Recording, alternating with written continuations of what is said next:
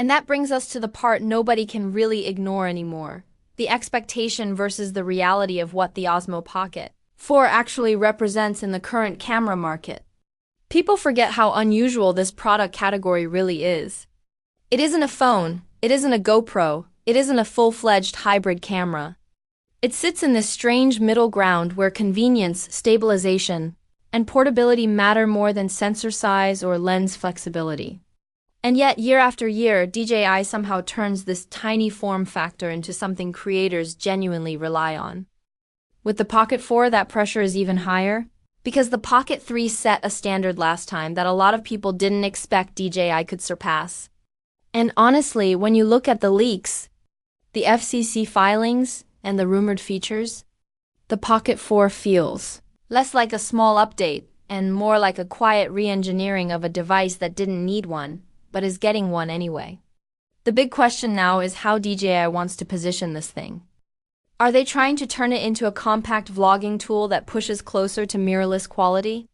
Or are they doubling down on the always ready, always stable essence that made the Pocket series unique in the first place? The battery bump indicates longevity. The possible dual camera system hints at versatility. The extra screen leaks suggest usability enhancements that go beyond minor tweaks.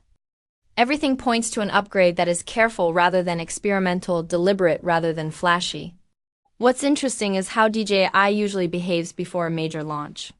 When the company keeps everything absolutely silent, no cryptic teasers, no playful hints, that usually means the product is finalized and they're simply waiting for the right marketing window. The FCC filing confirms that hardware is locked. That alone puts this beyond rumor territory.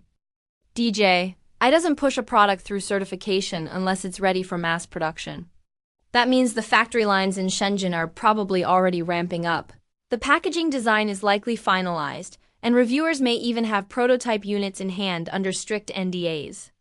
And considering the Pocket 4 is rumored for December, it lines up perfectly with DJI's pattern of holiday season releases, aimed to capitalize on travel vloggers and New Year creators gearing up for fresh content. The other point that cannot be ignored is the broader landscape DJI is operating in.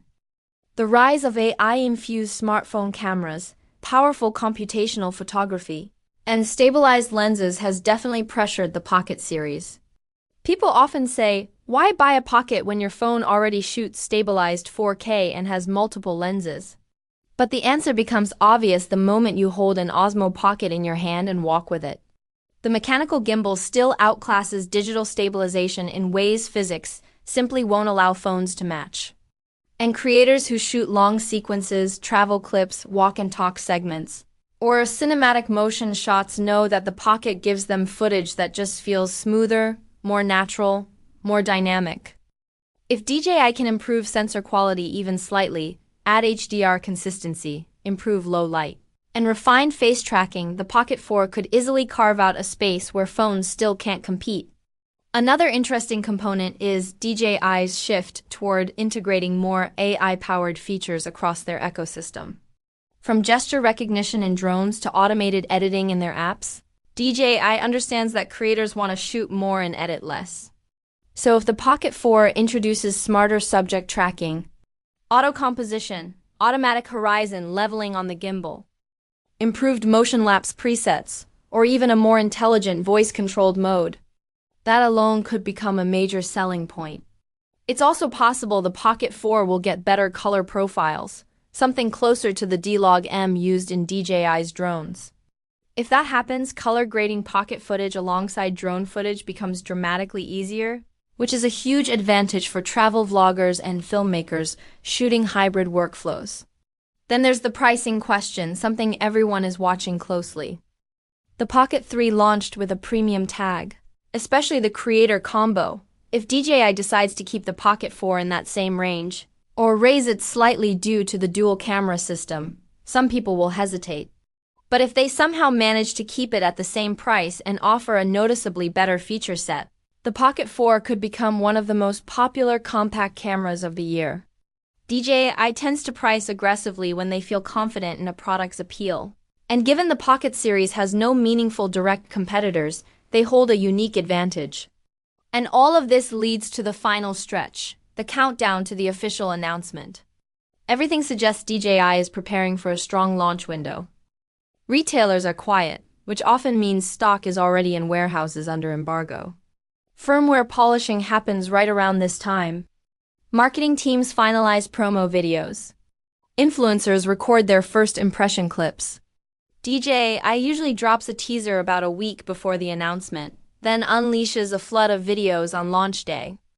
If December 18th really is the date, we're days away from seeing the first real look.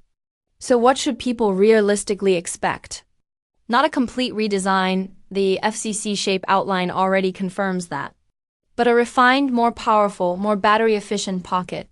Something that improves what matters without breaking what already works. A camera that still fits in your pocket, still stabilizes like nothing else this size. Still delivers footage that punches above its weight class. But now offers more flexibility, more runtime, and possibly more creative control. The Pocket 4 won't try to replace your mirrorless camera. It won't try to replace your phone either.